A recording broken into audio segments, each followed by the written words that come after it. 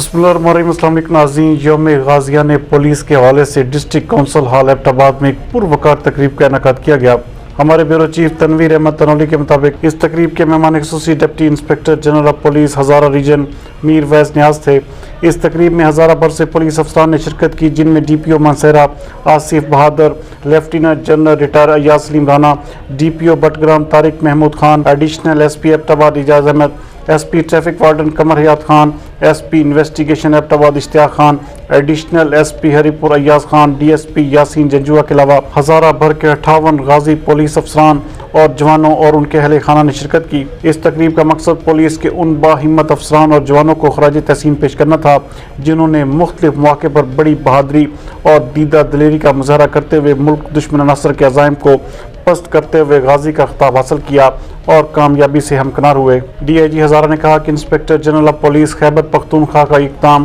سراہنے والا ہے۔ پہلے ہم یوم شہدائے پولیس تو مناتے تھے، لیکن غازیوں کے بارے میں لوگوں کو علم نہیں ہوتا تھا کہ انہوں نے بھی اپنے ملک و قوم کی بقا کی خاطر اپنی جانیں پیش کی اور غازی ہو کر لوٹے۔ تقریب میں شریک ہزارہ بھر کے 58 غازی پولیس افسران اور جوانوں میں D I G Hazara, D P O Mansehra, lieutenant general retired Ayaz Saleem Rana اور ڈی پی او بٹگرام نے چیک بھی تقسیم کیے۔